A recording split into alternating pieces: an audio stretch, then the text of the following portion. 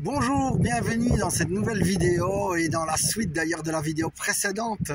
La phrase qui m'a touché, eh bien, elle est dans le psaume 32. Et donc, ces mes os se desséchaient tant que je n'avais pas avoué mon péché. En fait, je vous le dis un peu par cœur comme ça. Le verset 4 et puis le verset 5, oui, j'ai confessé, j'ai avoué mes fautes à l'Éternel parce que j'ai péché contre lui et contre des personnes.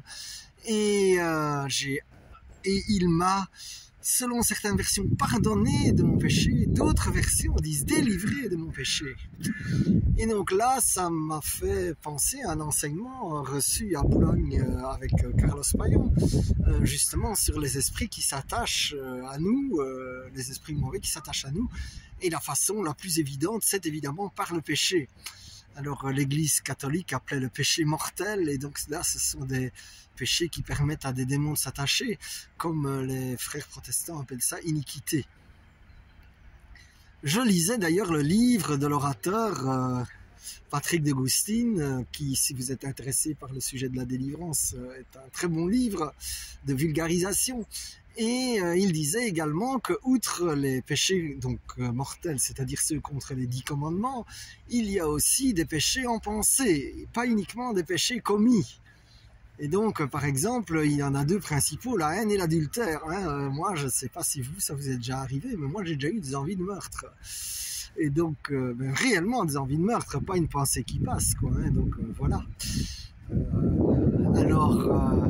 La bonne nouvelle, c'est que Dieu dit, voilà, tu confesses ton péché et il t'en délivre. Et donc, une explication se trouvait dans délivrer, c'est-à-dire qu'il en enlève toute trace, même les conséquences. Et je prie, mon frère, ma soeur, que tu aies confessé tes péchés à un prêtre, à un frère, selon que tu es catholique, protestant.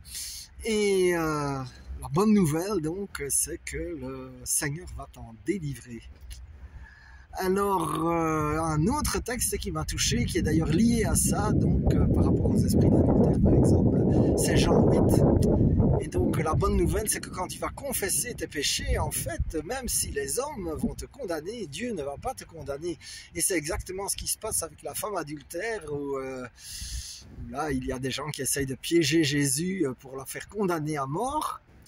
Et en fait, personne ne la condamne, puisque Jésus trouve celui qui est sans péché jette la première pierre.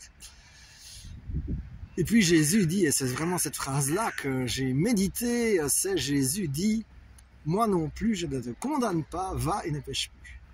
Et là, c'est vraiment la bonne nouvelle de l'évangile, c'est que Dieu nous redonne vraiment la délivrance et une seconde chance, et évidemment il nous demande de nous convertir et de ne pas recommencer les mêmes bêtises.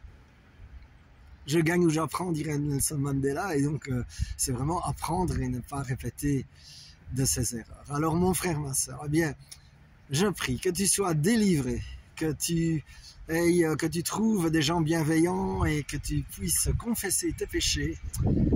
Alors le Seigneur t'en délivrera, et je prie également qu'il t'en délivre des conséquences, qu'il te rend complètement libre.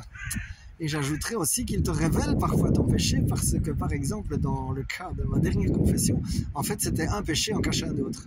Et donc l'autre était nettement mieux caché que le premier. Et donc, que le Seigneur révèle, et puis que tu lui confesses, et puis que tu sois libre et guéri. In Jesus' name, la bénédiction sur toi. Amen, amen, amen.